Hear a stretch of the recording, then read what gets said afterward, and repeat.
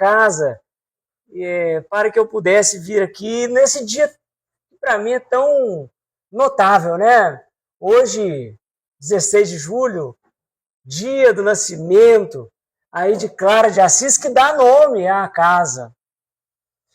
E olha, é um espírito notável mesmo, a gente tem que sempre buscar aprender com Clara. E estou aqui, né? Fico feliz mais uma vez estar aqui. Eu tenho um canal com 70 × 7 Espiritualidade. Quem puder estar lá comigo, tem oração todo dia, 6 da manhã, 1 minutinho de oração para seu dia ficar mais leve, para você ter mais contato com o alto. A gente precisa muito, como a Rita disse, né, nesse momento de transição planetária que a gente vive, onde as vibrações terrenas nos fazem ficar cada vez mais materialistas. A gente precisa de espíritos como Joana de Ângeles, Joana de Cusa, que foram aí a Clara de Assis. Bom, e a gente começa então no plano espiritual. Nós vivíamos ali uma idade média, e nessa época a igreja estava muito materialista. Olha só a consonância com que a gente vive hoje, hein? O materialismo arraigado em todos nós, né? Fazendo parte e dificultando o contato com o alto. E João Evangelista ouve Jesus que fala assim, olha, eu preciso que você vá lá restaurar a nossa igreja. E João Evangelista vem, né, com essa missão e pede ajuda a um espírito. Aliás, há vários espíritos, mas dentre eles está Clara, que ainda era ali Joana de Cusa, né, que Joana de Cusa esteve presente na época de Cristo. Então vem João Evangelista e encarna como Francisco de Assis, e com ele Clara de Assis, chamada Chiara, né, lá na Itália. Muito bem. Então, gente, primeira reflexão que a gente tem que ter, nós temos missões já pré-estabelecidas no mundo espiritual. Todos nós aqui. Você não se lembra, porque há o véu do esquecimento. Mas você, em alguns momentos da sua vida, sente afinidade, sente alguma afeição diferente por algo, como me parece os fundadores dessa casa, que sentiram a necessidade de fundar uma casa espírita, para trabalhar conforme eles criam e acreditam. Então, a gente tem isso, né? Quantos de nós, em algum momento de nossas vidas, não sentiu a presença do alto? Às vezes, a sua vida estava indo num caminho, de repente acontece algo na sua vida que pode ser bom ou ruim, mas que muda radicalmente o caminho que você trilhava. Isso é o alto, isso são os desígnios divinos e a sua conversa no plano espiritual, a sua missão.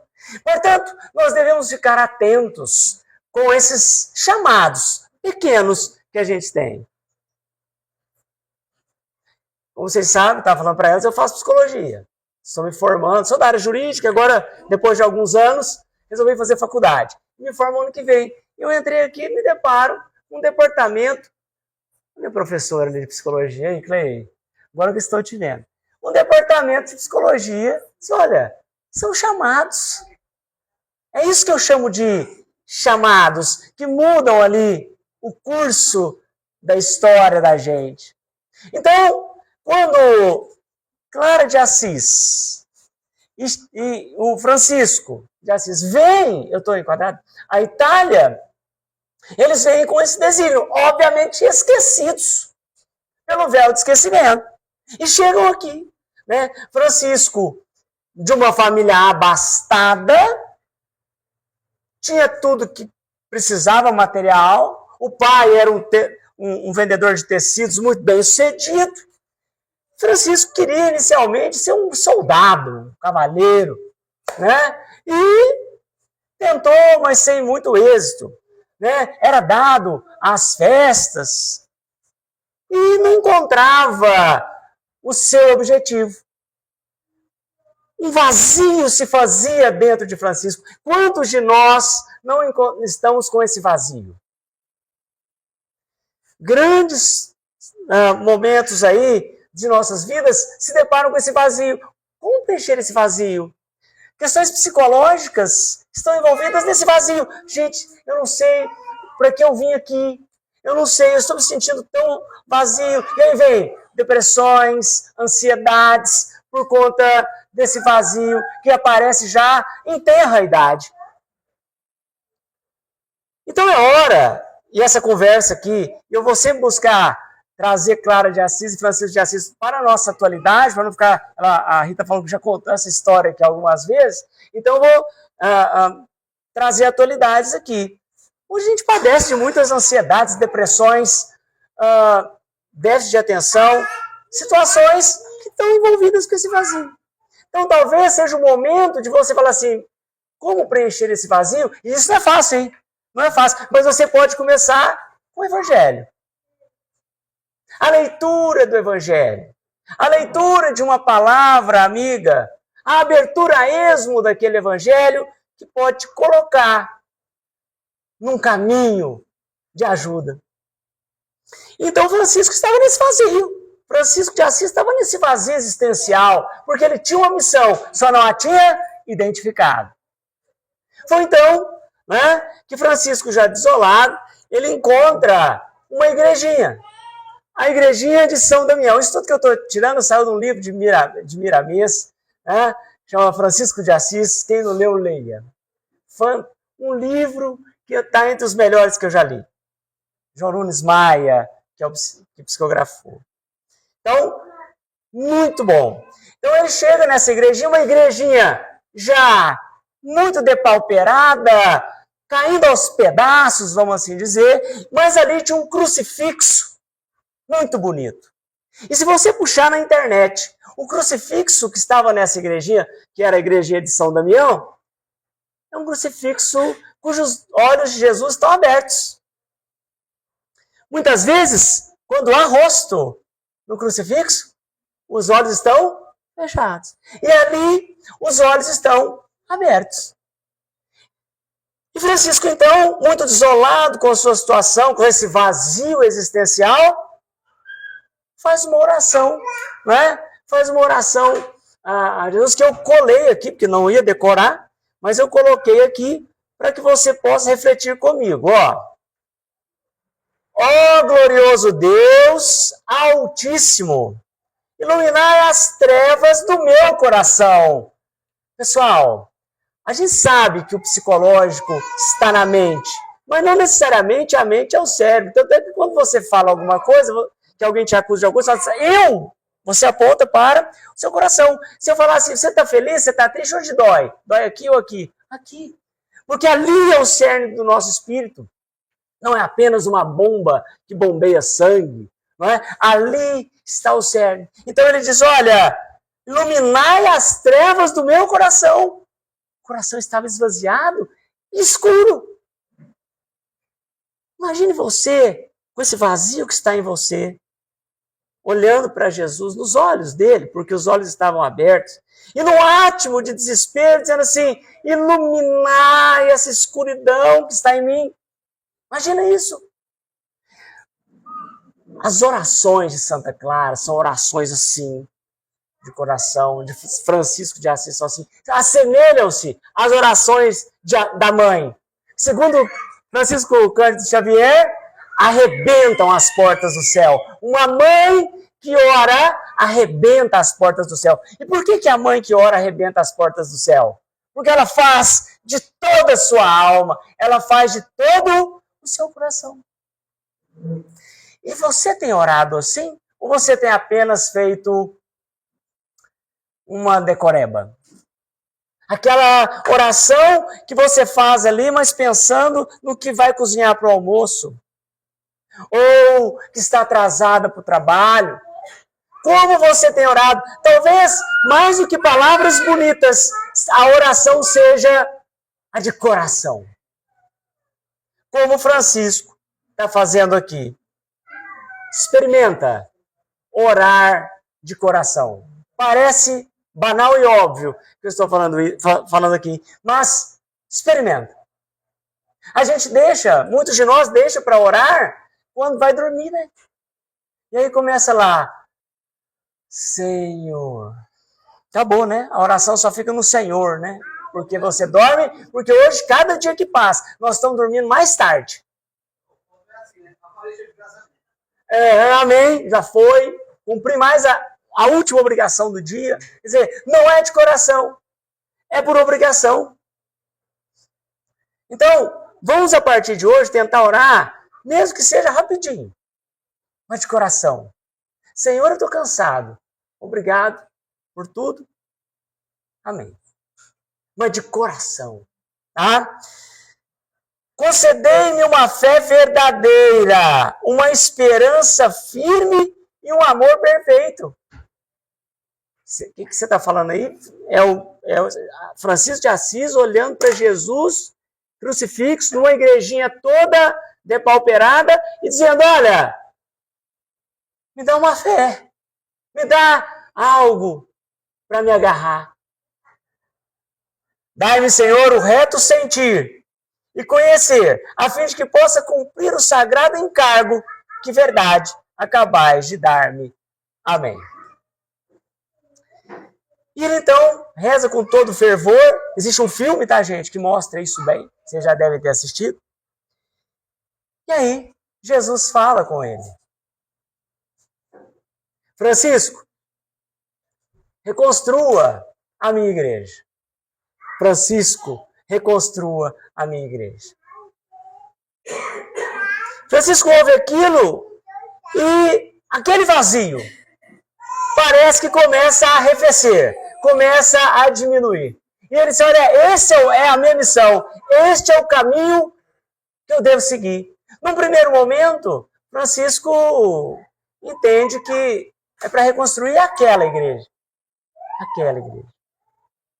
Mas depois ele vai perceber que não, ele tem que mudar aquela igreja materialista que se fazia naquele momento. Como é que era isso? Uma igreja que tinha mais terras, mais propriedades do que os próprios nobres. Que estava preocupada com o dinheiro.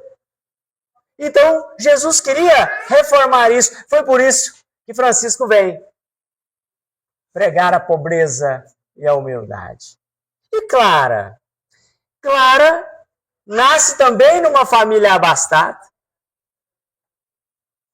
E ela está no ventre da mãe, a mãe preocupada ali com o nascimento. E a mãe ora. Era uma família muito católica, à época, ali em Assis, o catolicismo imperava, né? E muito católica. A mãe fazendo oração, olha aí. A mãe fazendo oração, que arrebenta as portas do céu, dizendo que eu tenha uma boa hora, Senhor. Que essa criança possa nos ajudar. E então, ela recebe a mensagem de que aquela criança será a luz para o mundo. E tanto é que nós estamos falando de Clara em 2025. Hoje ela teria 831 anos. 831 anos. E estamos falando dela. E Clara vem com esse fervor da mãe pelas orações e vem sob o véu de esquecimento com essa mesma missão de Francisco, restaurar a igreja, ou seja, tirar da igreja aquela pecha materialista e mostrar que nosso Senhor Jesus Cristo havia vindo numa manjedoura pobre. Aquele que era o Filho do Homem vem pobre, nasce no estábulo, numa manjedoura. Gente, quão importante é isso hoje, né? Quão importante é essa reflexão que a gente tem que ter hoje. Porque hoje existem verdadeiros palácios em forma de casa aí. Às vezes eu vou em alguns condomínios que eu falo assim, pai amado, o que é isso? Casas lindas, maravilhosas. E que denotam ali a questão do dinheiro.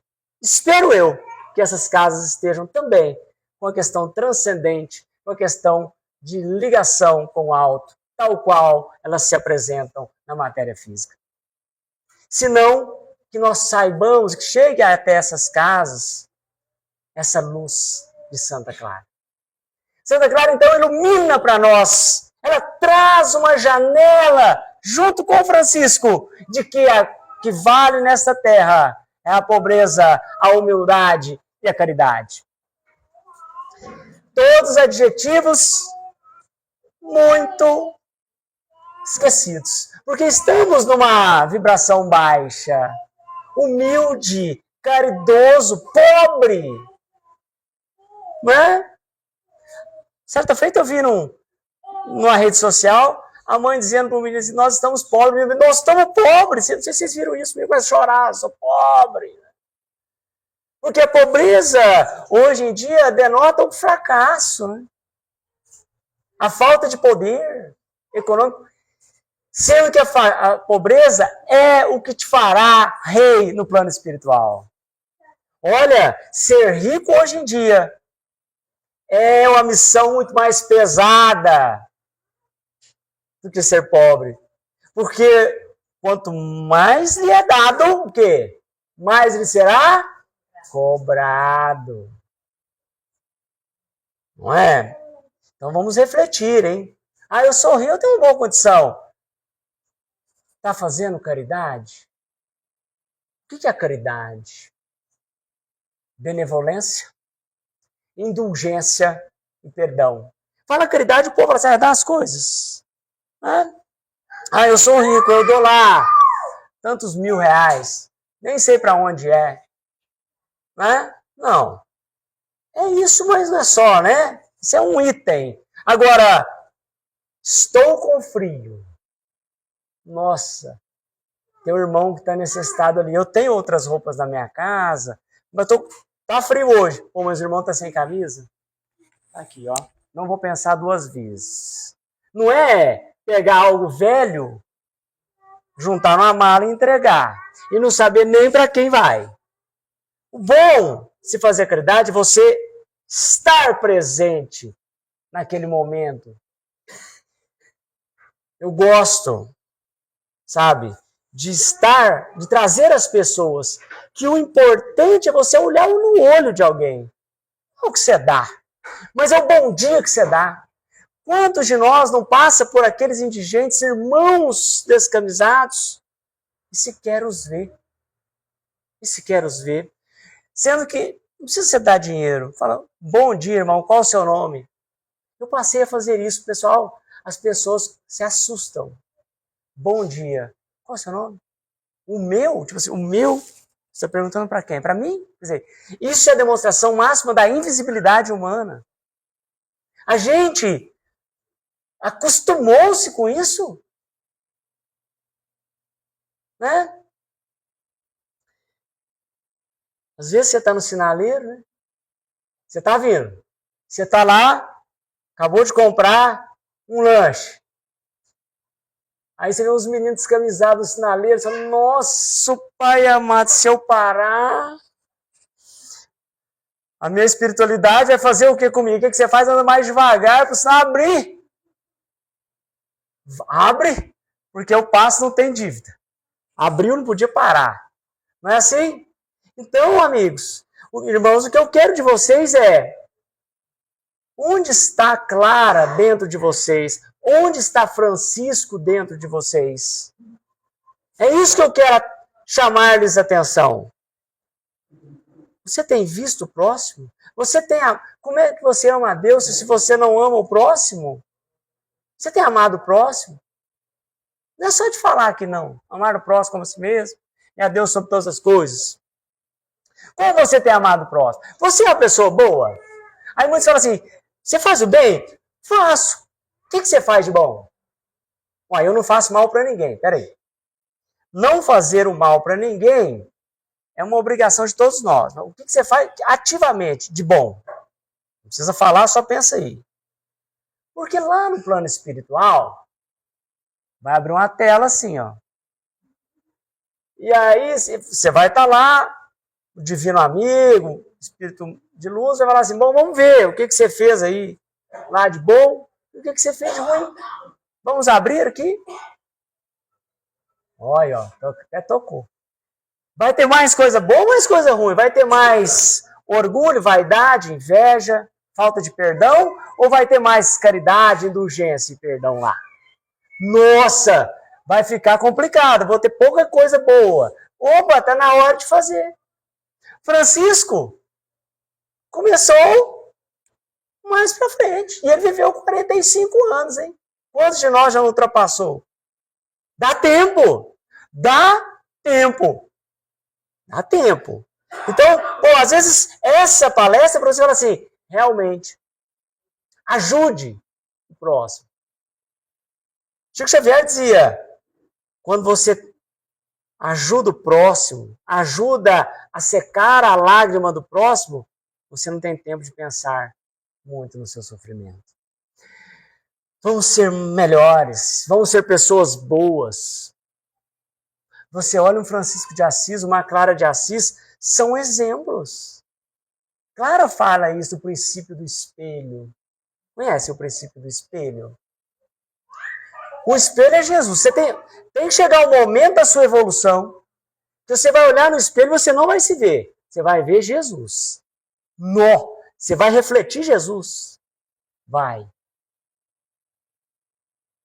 Difícil essa tarefa, não é? Mas, nada é por acaso. Se você está aqui hoje, ouvindo essa conversa, é porque você já está apto a começar. Agora você já sabe qual é o seu objetivo. Você vai olhar no espelho e tem que ver Jesus. Quanto de Jesus você vê no seu espelho? Aquele que você pode olhar o início do espelho, o meio do espelho e o fim do espelho. O início do espelho. Humildade, pobreza. Nasceu no meio de animais, no estábulo. Pobre. E nem por isso ele ficou acanhado, acabrunhado, complexado. Não. Oh, mas ele é o filho de Deus, hein? Por que ele não veio melhor, não veio rico? É o que eu falei para você. A riqueza, ela é um fardo muito mais pesado do que a pobreza. Então, eu sou rico e não tenho salvação? Tem. Só que você tem mais condição. Condição de ajudar. E você tem que lutar contra um negócio chamado vaidade. Porque quando você começar a ajudar os seus amigos ricos, vão começar a falar de você. E vão começar a usar esses vícios, né, que Kardec nos dizia que são os corrosivos da alma. O egoísmo, a vaidade, o orgulho. Olha, mas você está morando aqui conosco, nós somos no condomínio, você vai lá naquele bairro. Não é melhor você fazer um Pix e já resolver isso? E a gente compara os Pix, quem deu mais, talvez até posta os Pix de quem deu mais. Olha aí, o orgulho e a vaidade. Vou fazer caridade. Peraí. Deixa eu tirar a foto minha aqui fazendo a caridade. O que Jesus falou disso? O que você ganhar aqui de louros na terra, vamos trazer para a nossa linguagem? Ah, todo mundo curtiu você fazendo caridade? Curtiu, muitos likes e tal. Ficou por aí. No plano espiritual, não vai ter nenhum tipo, né, de benefício aqui na sua tela. Você já se beneficiou no plano material. E é isso que a gente quer? Não. Aliás, nós temos que fazer a caridade sem pensar no depois. Faça! Você acha que Francisco de Assis estava preocupado com o depois? Que Clara de Assis estava preocupada com o depois? Não, ela está preocupada agora, em resolver o problema dos irmãos menos favorecidos. Quando Francisco de Assis beija um leproso, ele não está preocupado com o que vai acontecer com ele, se ele vai pegar a lepra ou se não vai. Ele está preocupado em arrefecer um coração que estava ali clamando por um afago.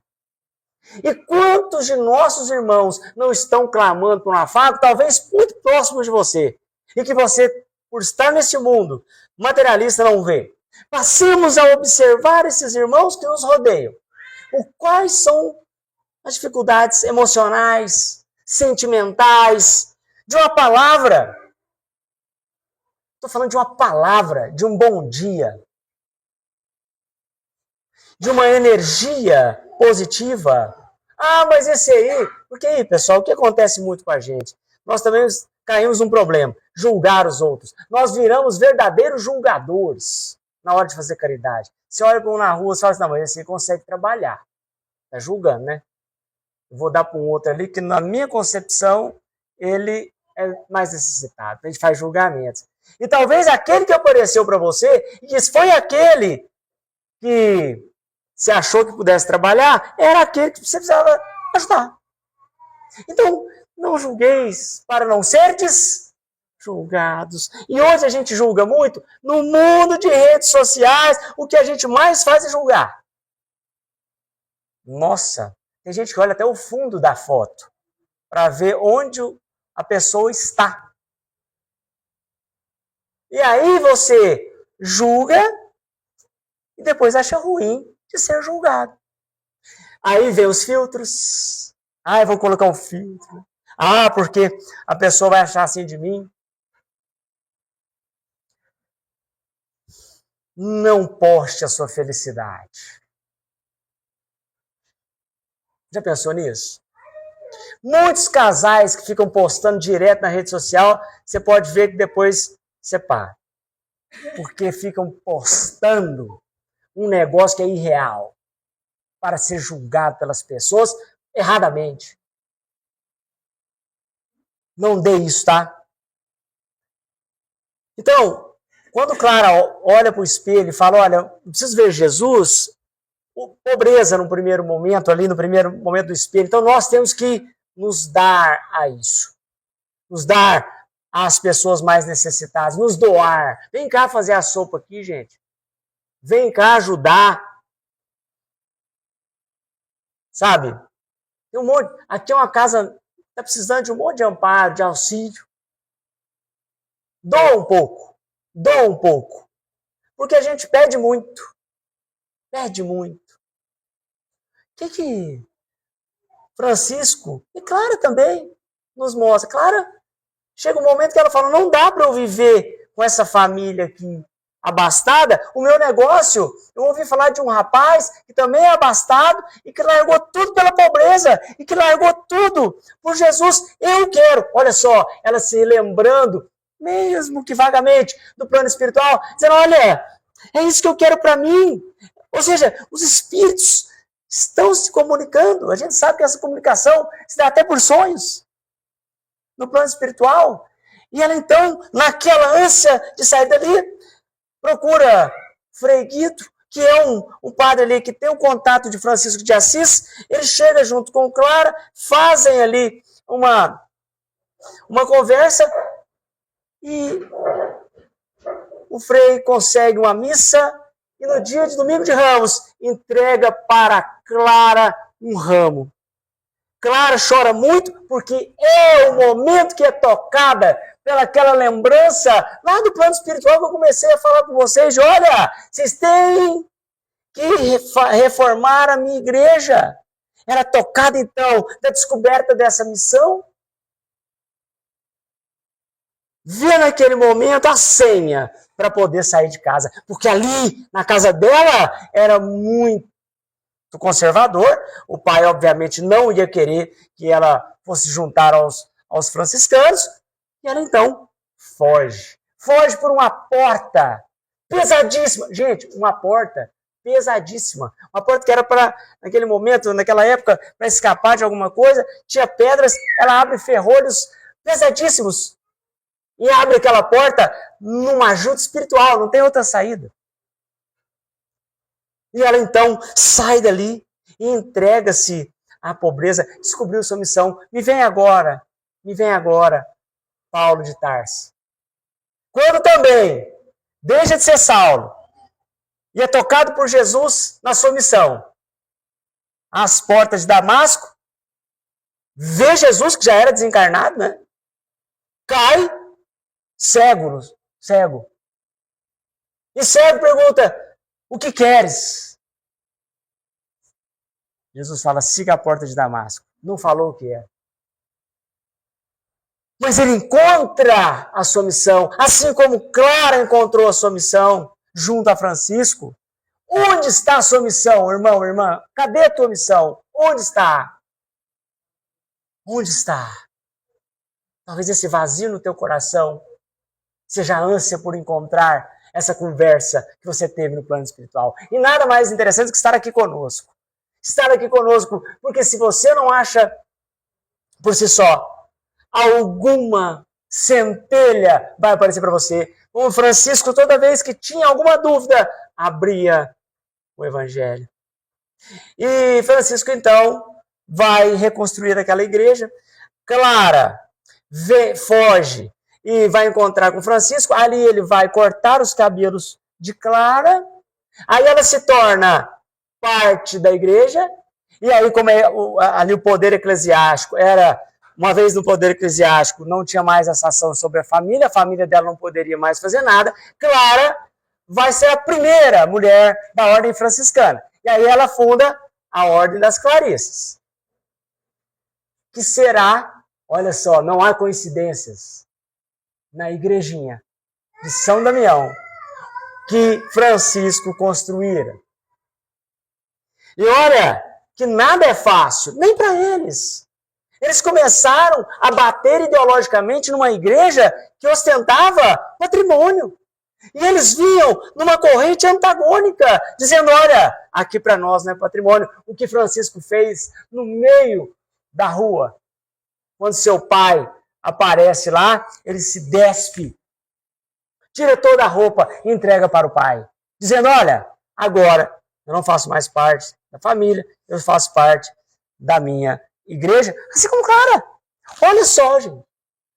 2 espíritos missionários. E aí, Clara começa a desenvolver-se ali nessa igreja, nas Irmãs Clarissas. A primeira, ela foi a primeira, quem foi a segunda? Santa Inês. Inês, né? Inês, a irmã dela. A irmã dela também abandona aquela vida de... abastada e vai também trilhar o caminho de Francisco. Não é fácil, hein? Não é fácil. Jesus dizia, vem a mim, dispa-se e siga-me. Eu gosto de fazer de contar esse caso e ver o que vocês fariam. Jesus, vocês sabem, estava no oceano, num barquinho, e andou sobre as águas. Aí, o apóstolo falou, olha, eu queria também. O que Jesus falou? Então vem, pode vir.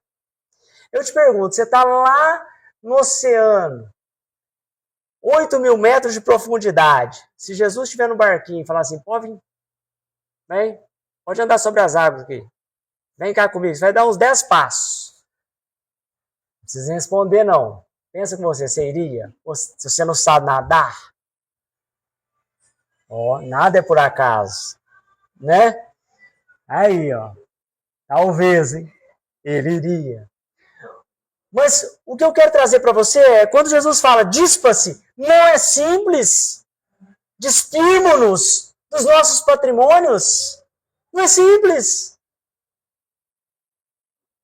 Como é que eu vou abrir mão de tudo? Como eles fizeram? Imagine você largar tudo. Casa, carro, Pix, conta.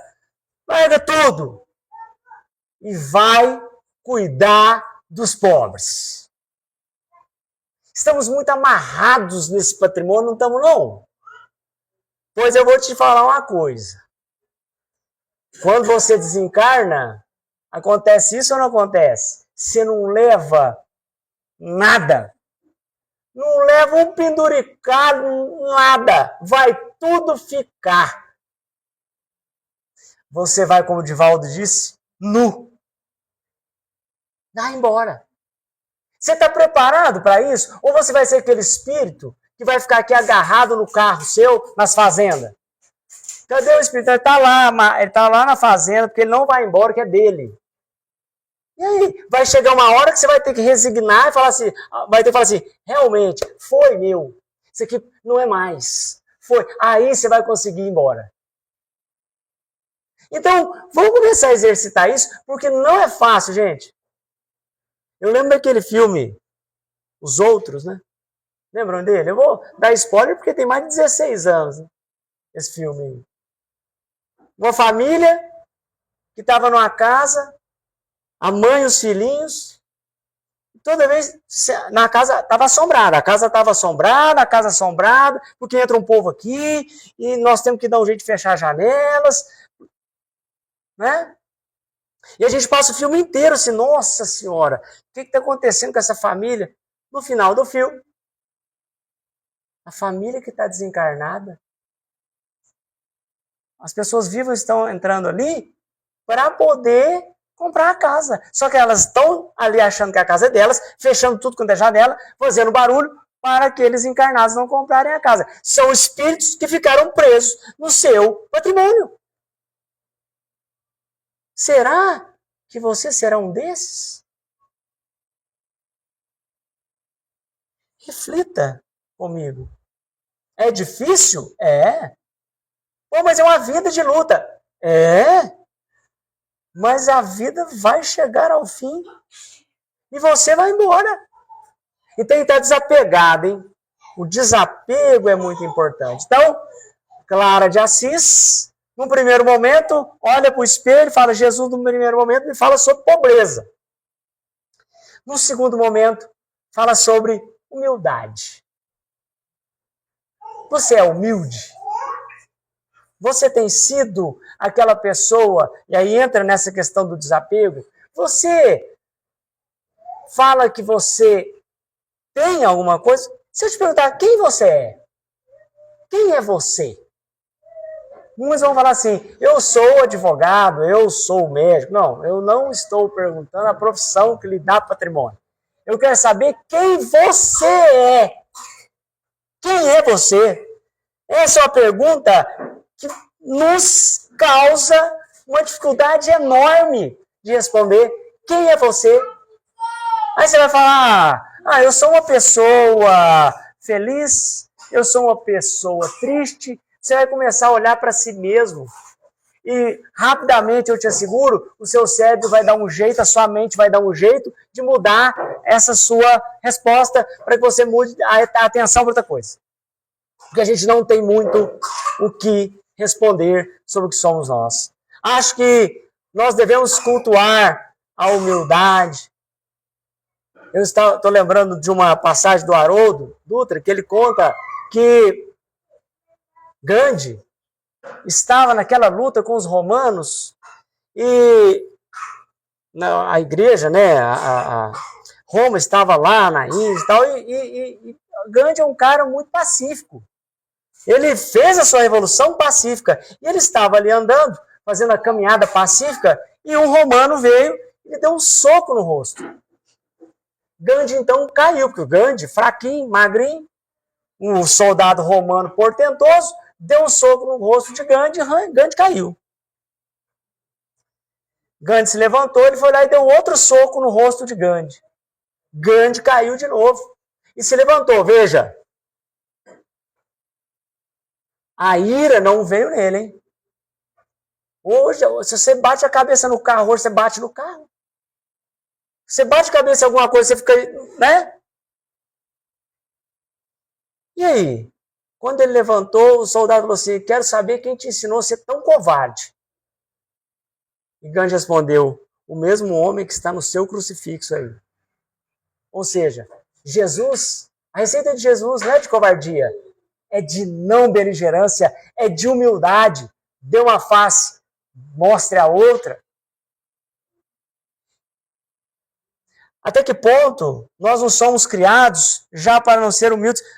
Uma criancinha pequenininha que bate a cabeça aqui, ó. O que os pais deveriam fazer?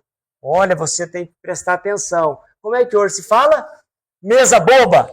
Ou seja, eu estou transformando a mesa no grande algoz. Ou seja, eu terceirizo. Ao invés de responsabilizar a criança e dizer, olha, você errou, não. Quem errou foi a mesa que estava ali. E hoje nós estamos criando pessoas assim. Não existe humildade para falar assim, eu errei. Não, e tem que arrumar um culpado. Eu preciso de arrumar um culpado, mesmo que seja inanimado, mesmo que seja a mesa. E a gente está aprendendo isso. Então, onde está essa figura de Jesus? Jesus foi humilde, gente. Imagina ele na cruz.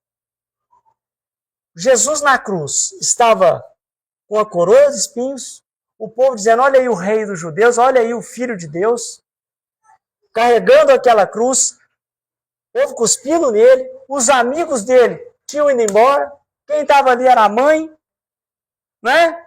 E todo mundo rindo dele, e ele, não esqueça não, tá? Era só o filho de Deus. Se ele fizesse isso, acabava tudo. Pois ele era o filho de Deus. Mas ele foi humilde? Não, eu tenho que passar por isso. Deixa estar. Deixa acontecer. Mas se ele fosse orgulhoso e vaidoso, que ele dizia, chega, parou. Aqui eu comando, vou matar todo mundo. E vamos trazer para a nossa vida. Quantos de nós não tem que ouvir uns sapos de vez em quando? Engolir uns sapos de vez em quando no trabalho? Não é? Por dia, às vezes. Para se manter, né? Ah, mas eu vou acontecer, vai vir, eu vou pedir demissão, eu vou causar. Sabe? Você tem que começar a olhar para si mesmo e às vezes engolir alguns sapos. Porque Jesus nos deixou esse exemplo. Ele foi humilde.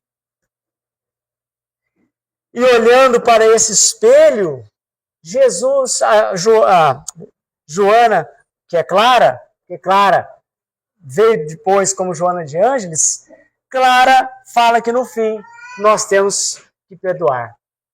O perdão que está lá na caridade, hein? Caridade. Olha só. O que Jesus fez no final, na cruz. A morte pela cruz é uma morte terrível, pessoal. Não é só porque está com a dor na mão, não. Aquilo vai acabando, o diafragma não funciona direito e você morre por asfixia. Querendo respirar, no meio de dois ladrões, nos ensina o quê? Nos ensina a perdoar. Ele olha para Deus, ele perdoa quem pediu perdão do lado dele e diz assim, perdoa, Pai, eles não sabem o que fazem. Você tem perdoado? Você tem pedido perdão? Porque quando a gente fala de perdão, você pensa logo em perdoar alguém. Estou perguntando também assim, e a humildade de pedir perdão para alguém? Como é que está aí em você isso? Cadê aquele parente que você não conversa tem 3 décadas? Porque você nem lembra o que ele fez, mas você falou assim, eu não vou ligar para ele nunca mais. Cadê esse parente? Por que você não liga para ele? Manda um bom dia. Ah, eu não vou fazer isso não. Porque se eu mandar um bom dia para ele, ele vai achar que ele está certo e eu estou errado. O que Clara nos ensinou? Humildade, perdão, caridade. Hoje é tão fácil, gente. Antigamente, para você fazer isso, se seu parente morasse longe, você tinha que ligar. Oi, beleza? Tudo bem? Saber como é que você tá? Ó, tem que ser difícil. Se não tivesse telefone, você tinha que bater na porta. Oi, vim cá. Poder tomar portada na cara. E hoje? Áudio. Oi, agora sou eu, porque deu os 45 minutos. Áudio. Ô, pai, tudo bem? Bom dia, boa noite. Só tô querendo saber de você. Aí você vai falar assim, ele nem vai me responder. Manda e não olha o celular mais. o que vai acontecer? Mas você mandou. Abre essa porta. Abre essa porta. Tenta falar com essa pessoa. Se ela não te responder, a sua parte, você vai ver a leveza que vai imperar no seu ser. Não sou eu que estou falando, não, é Clara de Assis que está falando aqui. A leveza que vai imperar no seu ser. Sabe, eu vi também na internet esses dias um áudio. O rapaz ligou para o pai. Pai, eu estou te mandando esse áudio. Foi uma ligação. Pai, eu só estou te ligando para dizer que te amo. Aí o pai falou assim, pode falar o que você precisa. Não, pai, é só para te falar que eu te amo. Não, pode falar. Quanto é que é o Pix que é para fazer? Aí, ele, não, pai, eu te prometo, estou te ligando para falar que eu te amo. Aí o pai, sua mãe já está preocupada aqui, ó. Você está ligando para falar que me ama? Não, pai, só que eu te amo mesmo. Ou desligou. Deu 1 minuto, a mãe ligou para ele. Meu filho, o que está acontecendo? O que está acontecendo? Seu pai está chorando aqui. Você é de arrepiar. Seu pai está chorando. Você falou que ama seu pai. Há quanto tempo você não fala que ama seu pai? Há quanto tempo você não vê seu filho falando que te ama? Há quanto tempo você não olha para o seu menino e dá um beijo nele? Ah, mas ele é grande daí. É seu filho. Quanto tempo? Faz isso hoje. Chega na tua casa, você tem a bênção de ter seus pais. Vai lá, abraça eles. Não, eles não estão lá em casa. Vai lá na casa deles um pouquinho. Fala que, mãe, vem cá. Falar que eu te amo. Cara, você vai ver a transformação na vida deles. Seus filhos estão lá? Papai te ama. Nossa, pai, você só trabalha. Porque hoje eu só trabalho. Né? Papai vem cá, falar que te ama, como é que tá aí? Tal. Sabe? Voltar ao básico. Porque hoje as pessoas chegam, o que elas fazem em casa? Cheguei, vou descansar. Como é que o pai conversa com os meninos hoje? No WhatsApp, o almoço está pronto. Porque é melhor que você gritar.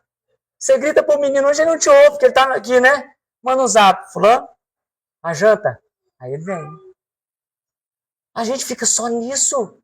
Em bolhas, em microcosmos, dentro das nossas próprias casas. Cadê esse afeto? Cadê essa caridade em forma de energia? Tem outra história de Chico Xavier também que nos retrata o perdão e a sua importância, que é quando Chico Xavier tinha um cachorrinho. E esse cachorrinho ele gostava muito, mas estava muito doente. E Chico Xavier trabalhava muito, até altas horas, de madrugada. E alguém lá na casa dele foi lá e falou, esse cachorro está dando trabalho pro Chico. Chico chega 4 horas da manhã aqui, tem que cuidar desse cachorro. Esse cachorro está doente, vou resolver. E resolveu o cachorro. Matou o cachorro. Quando Chico Xavier voltou, que ele viu que o cachorro tinha morrido, a pessoa falou, olha, eu matei para resolver. Chico Xavier ficou muito magoado. Ficou muito triste com aquilo. E aquilo, gente, Chico Xavier foi no... Chico Xavier, hein? Falando um ícone. Ficou tão magoado com aquilo, o coração dele começou a ficar tão trevoso, que começou a dar problema até para ele receber espiritualidade. O Emmanuel, que é o orientador dele, virou para você, Chico, para. O que está acontecendo aqui no seu coração que está dificultando até você receber a espiritualidade? Véio? Você vai resolver isso, Chico. Tem que resolver essa mágoa aí. Você viu que mágoa faz mal, hein? Mágoas. Vamos resolver isso aí. E aí? Ele fala, mas como? Eu tô chateado, matou meu cachorro que eu mais gostava. Imagina você se alguém matar seu bichinho. O Emmanuel falou para ele assim, você vai descobrir, era uma mulher, você vai descobrir o que essa pessoa mais gosta e vai comprar e dar de presente. Até o Chico Xavier falou assim, o quê? Matou meu cachorro. Eu tô magoado e eu tenho que dar um presente. E ele falou assim, e é bom. Não é qualquer coisa não. E aí, Chico ficou assim, né? Ele falou assim, olha, a receita não é minha, a receita é de Jesus. Porque Jesus falou isso. Bateu no rosto, oferece o outro, não é isso? E aí, gente, ele foi lá e comprou uma máquina de costura. Você sabe que Chico Xavier não ganhava bem, né? Não ganhava. Nossa, crediário. Comprou uma máquina de costura, que era o que a mulher mais queria, e deu a máquina de costura para essa mulher. Quando ele deu a máquina de costura e ele deu com uma boa intenção, saiu dessa mulher uma energia, uma luminosidade que tirou aquela trevosidade do coração de Chico Xavier e ele passou a viver bem. Isso chama perdão. É isso que eu estou conclamando a todos que estão aqui. Peça o perdão para alguém ou dê o perdão a alguém. Ah, mas ele está errado. Perdoa. O que Jesus falou? Tem que perdoar 70 vezes, 7 vezes cada ofensa. Você já fez a conta 490, mas é cada vez. Você está exercitando isso aí em você? Porque se eu te contar, se você não exercitar isso aí, você vai voltar aqui. Tem uns aí que falam, é a última que eu estou aqui. Não, deixa eu te falar. Então, você já está aparecendo Jesus no seu espelho? Você tem que olhar lá e aparecer Jesus, hein? Então, resumo para mim. Para eu olhar lá, hein? E parecer Jesus, o meu nem reflexo tem. Pobreza, humildade e caridade. Vamos começar a fazer isso hoje? Muito obrigado. Foi uma honra estar aqui com vocês. Valeu, obrigado. Deus os abençoe. Obrigada, Marcos. Obrigado a você.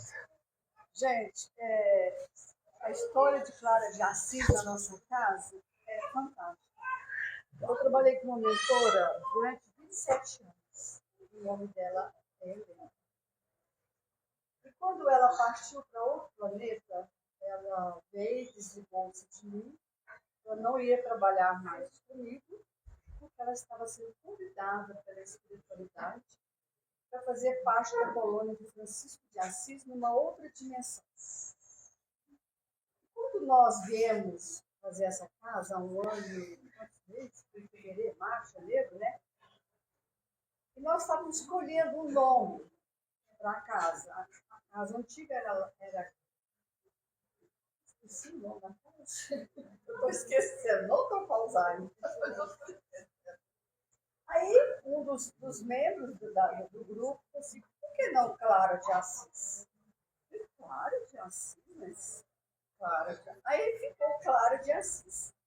E a nossa colônia, que nós trabalhamos nessa casa, todos os mentores que vêm a essa casa são mentores de Francisco. Lindo. Eu só quis falar isso porque você falou tanto. Não ouvi o final. Você falou todos os mentores que venham a esta casa, Aristeu, Mônica, Mateus, Pedro, Lau, Josué, quantos já? Não esqueci de ninguém não, né? Doutor Léo, doutor Ibrahim, são todos mentores que trabalham na colônia de Francisco de Assis. A colônia é imensa e ele delega a toda a colônia. Tem um líder, né? E ele delega os mentores que venham a essa casa para trabalhar. Não somos nós que escolhemos, não. Eles vêm. E pode ter outros mensageiros para também trabalhar nessa casa. Mas quem é o líder? Ele é o meu grande líder. Desde criança, todo bonequinho que eu tinha chamava Chiquinho. Meu marido chama Francisco. Então, assim, eu tenho uma paixão enorme por Francisco de Assis e por Clara. Então, eu já li as obras do Milanês, eu já li tudo. É fantástico. Muito obrigada, Marcos. A honra é minha. Obrigado. Pode ter certeza. Eu acredito que todos devem ter migrado a sua mensagem, mas pode ter certeza que a Rita amou. Ai, obrigado. Realmente. Francisco de Assis. Obrigado. Francisco de Assis e Clara de Assis são fundamentais na minha vida. E eu falo todos os dias. não. Agora estou nessa fase. Nossa, daqui 10 anos estou com 80. Será que eu vou ter os 80? Então, Tá assim, eu bem. não quero morrer, mas se eu tiver que morrer, vocês podem ter certeza. Se eu precisar de morrer, não. Eu vou morrer, vocês podem ter certeza. Vocês são testemunhas do que eu estou falando. Eu morro muito feliz, eu desencarno muito feliz, porque eu tenho essa casa. Essa casa é nossa. A casa não é minha, nem do Francisco. A casa é nossa. Tá? Então, o que